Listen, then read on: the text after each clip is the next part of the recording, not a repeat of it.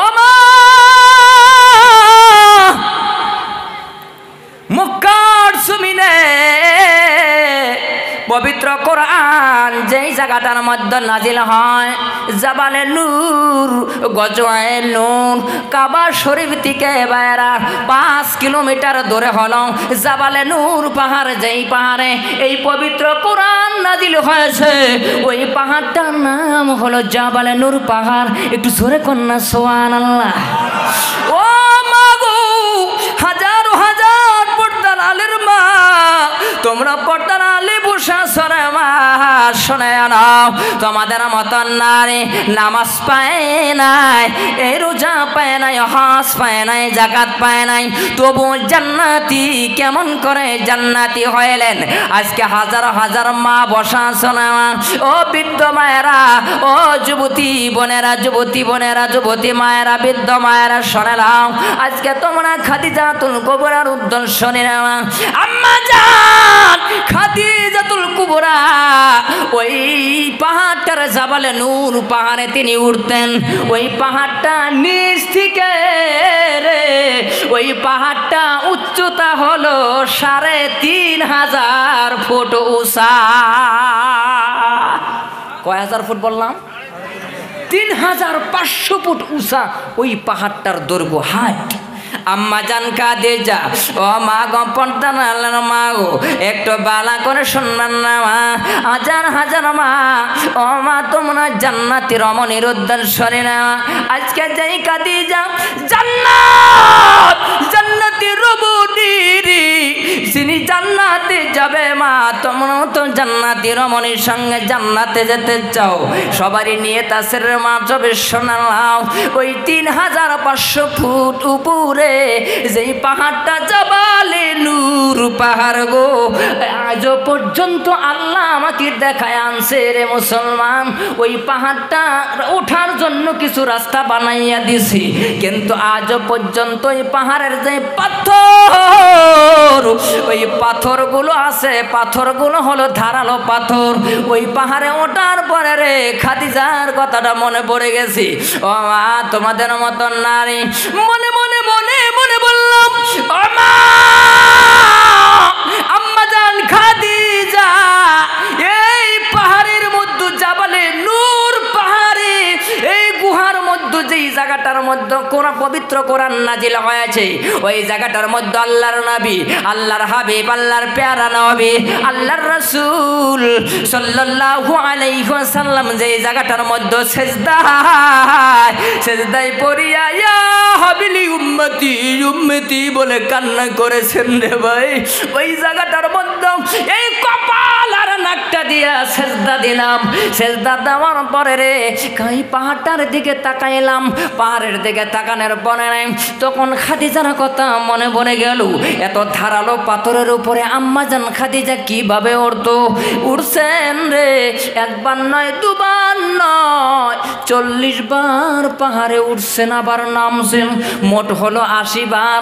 এই 40 বারের মধ্যে 3 বার আম্মা জান খাদিজা ওই পাহাড় থেকে পা পিছলে খাইয়া ওই পাহাড় থেকে জমিনের মধ্যে পড়ে গেছে। ও পর্দার আলের মা গো, একটু শুনে নেও, আজকে আম্মা জান খাদিজা 3500 ফুট উপর দিকে যখন ওই জমিনের মধ্যে পড়ে গেল রে মা, ওই জমিনের মধ্যে পড়ে যাওয়ার পরে শরীর হাত পাগুলো ফেটে যায়, রক্তগুলি বাহির হতে লাগে।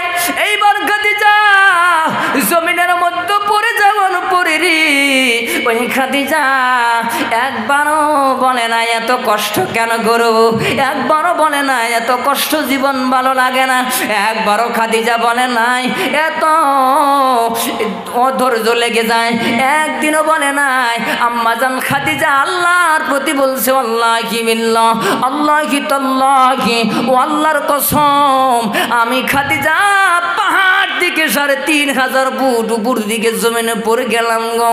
ও আল্লাহ, আমি খাদিজার মনের মতো আফসোস নাই, কিন্তু আমি আমার প্রাণের স্বামী, ও আল্লাহ তোমার হাবিবে রাসূল, আমি খাদিজার স্বামী গো, ওই পাহাড়ের মধ্যে ইয়া হাবিলি উম্মতি উম্মতি বলি কান্না করে।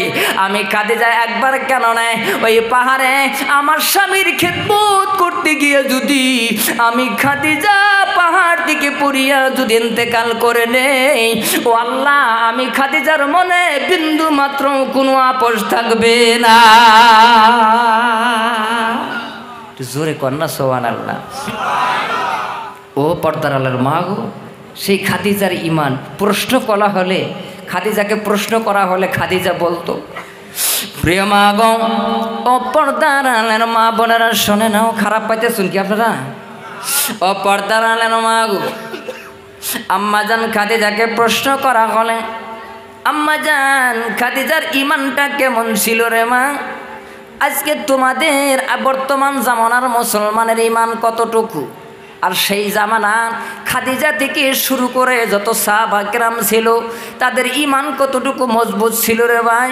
এইটা রাস্তাঘাটে দেখা হওয়ার, সাক্ষাৎ হওয়ার সঙ্গে সঙ্গে বোঝা যায়। কথা কোন ঠিক কিনা?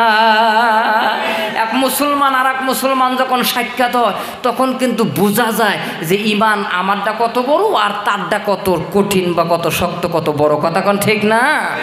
ও পর্দার আলের মা গো, একটু বালা করে বুঝবেন না। সেই আম্মাজান খাদিজাকে প্রশ্ন করা হলেন, আম্মাজান খাদিজাতুল কুবরা বলেন, ও আল্লাহর রাসূল, আমি খাদিজা শুধু আপনাকে নয় গো, আমার আল্লাহকেও মহব্বত করে ভালোবাসি। ও রাসূল গো, আমি আমার প্রাণের চাইতে বেশি আপনাকে মহব্বত করে ভালোবাসি। আমি খাদিজা আপনার জন্য জীবন দিতে রাজি আছি।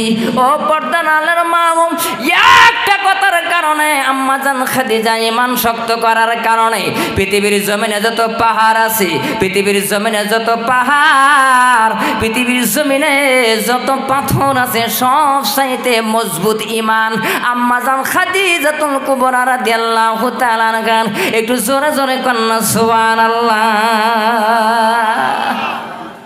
ও পর্দার আলের মা গো, আজকে দেখে তোমাদের মতো নারী ইমান কত শক্ত, আর বর্তমান জামানার নারী ওরে বাবা রে বাবা, ইমান শক্ত তো দূরের কথা, স্বামী যদি অল্প রাগ করে মা বোনেরা আহা ডবল রাগ করে। কথা কন ঠিক না বেঠি?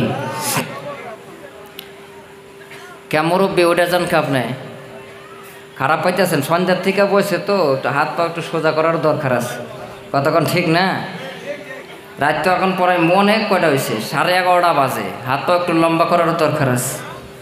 সম্মানিতা মা বোনেরা একটু বালা করে বোঝার চেষ্টা করেন।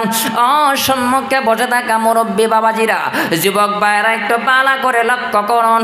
আল্লাহর রাসূল সাল্লাল্লাহু আলাইহি ওয়াসাল্লাম যখন মক্কা থেকে মদিনায় হিজরতে যাবেন, ওই সময়টার মধ্যে ভাইরা, ওই জামাইটার মধ্যে ওই মক্কার কাবা শরীফের পশ্চিম দিকে রে, কাবা শরীফের অপোজিটে ইব্রাহিম খলিল নামক একটা রোড আছে রে, ওই রাস্তা দিয়ে আমি দিয়া যেই পাহাড়টার উপরে আবু বকরকে নিয়ে আল্লাহর নবী উঠেছিলেন, ওই পাহাড়টার নাম হলো জাবালে সুর পাহাড়।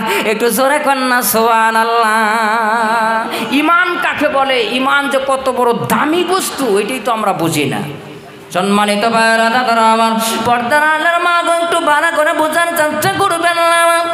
তোমাদের মতো মেয়ে মানুষ, তোমাদের মতো মহিলা কি আমার আল্লাহ পৃথিবীর জমিনে সালাম দিয়েছেন দুইজনকে।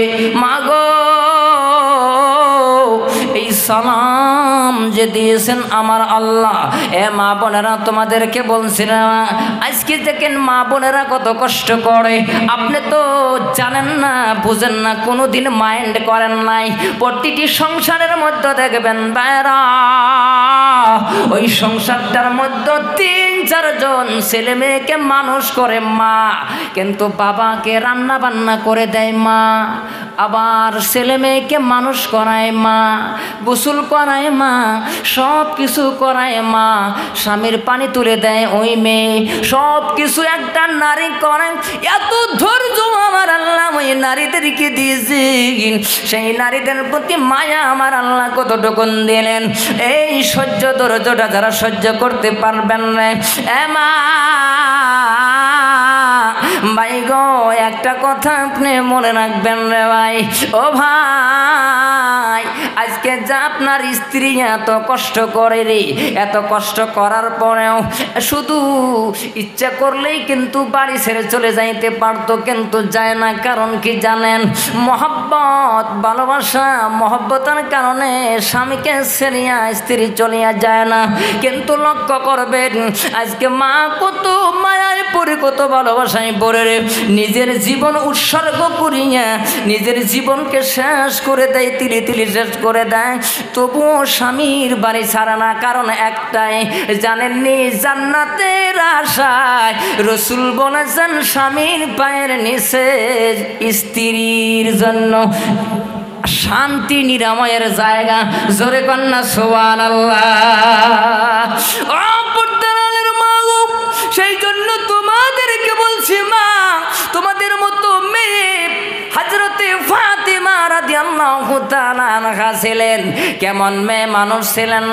ও ভাই আমরাও তো প্রত্যেকটা মানুষ একজন একজন নারীর স্বামী, কথা কোন ঠিক না বেটি? ও ভাইরা একটু ভালো করে বুঝবেন, গভীর রজনীতে গভীর রাত পুরো ভারী হয়ে গেছে। এই গভীর রাত্রে হযরতে আলী রাদিয়াল্লাহু তাআলা আনহু মা ফাতেমার ঘরে ঢুকলেন, ঘরের দরজা লক করে দিয়ে ঘরের ভিতরে প্রবেশ করলেন। প্রবেশ করার পরে এখন হযরতে আলী রাদিয়াল্লাহু তাআলা আনহু লক্ষ্য করে দেখে যে বিছানা তো এরকম বর্তমান যেমন খাট পালং আছে, এরকম খাট পালং তো আর সেই জামানায় ছিল না, কথা কোন ঠিক না? এরকম খাট পালং কিন্তু সেই জামানায় ছিল না। কিন্তু হযরতে আলী লক্ষ্য করে দেখে যে সেই জায়গাটার মধ্যে আম্মাজান নবীর বেটি ফাতেমা শুয়ে আছেন। হযরতে আলী এই হাতটা, এটা কোন হাত ভাই? আরো জোরে কোন হাত? ডান হাত। ও মা গো, তোমাদের মতো নারী, তোমাদের মতো মেয়ে, আল্লাহ রসুলের বেটি হযরত মা ফাতেমা রাদিয়াল্লাহু তাআলা আনহা। ভাইরা আপনারা জানেন এরপরে আমাদের কলকাতা থেকে আগত বক্তা বাকি বিদায় রয়েছে। আপনারা একটু আমাদের সহযোগিতা করুন। ঠিক 12টার সময় এই মঞ্চে বাকি বিল্লাহ সাহেব উঠে যাবে। আপনারা একটু আমাদের কোঅপারেট করুন, একটু সহযোগিতা করুন ভাই। আমাদের সময়টা সেভাবে শিডিউল করা আছে। এত দূর থেকে, কলকাতার থেকে জবরদস্ত বক্তা বাকি বিল্লাহ সাহেব ঠিক 12টার সময় মঞ্চে উঠবেন। আপনারা এইটুকু সময় আমাদের দেবেন ভাই। আমার কথা কি খারাপ পাইতেছেন নাকি? তো খারাপ না ভানতে উঠে যান, যে উঠে যান মানে খারাপ পাইতেছেন আপনি, হয়তো বলতে পারতেছেন না, হয়তো ভাষার সাথে ভাষা মিল নাই, তো কথা কোন ঠিক না? যদি ভাষার সাথে ভাষা ঠিক থাকে ভাই, আমি তো আপনাদের কথা বলতে পারি না, খুব কষ্ট হয় ভাই আপনাদের ভাষা, তো ভাষার সাথে ভাষা মিলের দরকার আছে। তবে যদি খারাপ পান ভাই, নারীরা কিন্তু পুরুষ আপনার আর কয়জন হয়েছেন? আপনাদের থেকে 3 ডবল মেয়েরা বসে আছে, কথা কোন ঠিক না ভাই? ঠিক।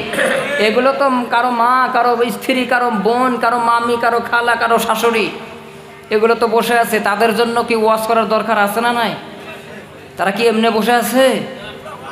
আপনারা থাকলে থাকবেন, না থাকলে নাই। বক্তা কিন্তু আরেকজন আছে, কি ওই বক্তার ওয়াজ শুনবেন না?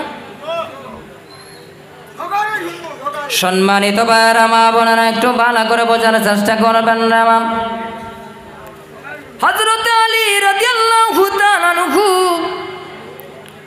ওই মা ফাতেমার কপালের মধ্যে এরকম হাত বানায়া দিলেন। হাত বানায়া দেওয়ার লগে লগে রে লক্ষ্য করে দেখে যে ফাতেমার গায়ে এত গরম, এত জ্বর আসছে রে।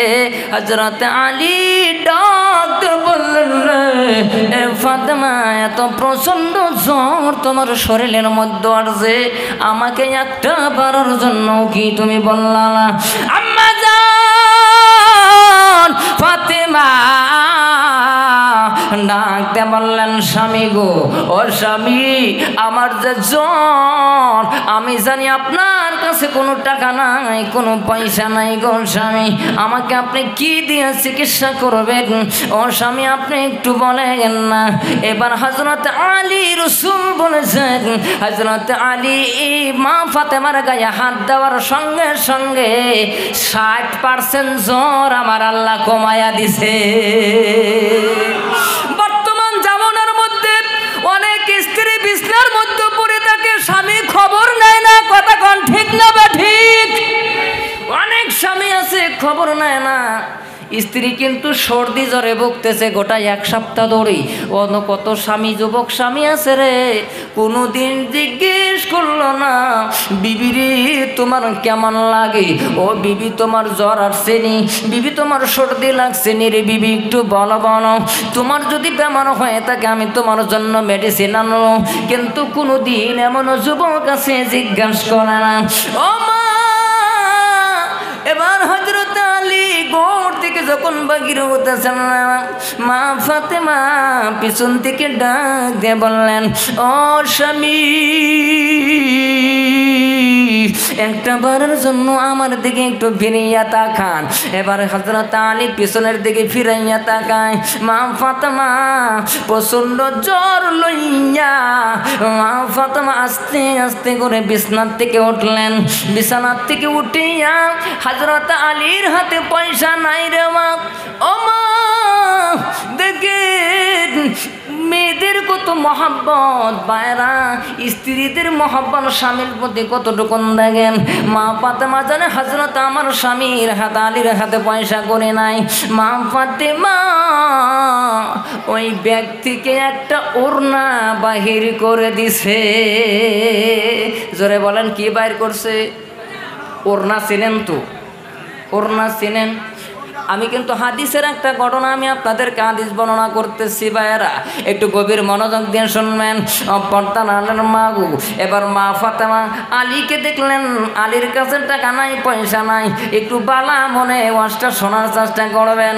এবার মা ফাতেমা এবার ঝোলা থেকে একটা ওড়না বাহির করিয়া, জোড়া হাত লইয়া এরকম করে বাস করিয়া, এবার বাস করিয়া হযরত আলীর হাতে উঠাইয়া দিলেন।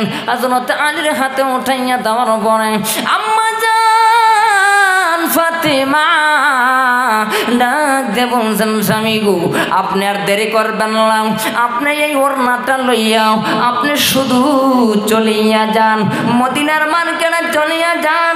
ও স্বামী,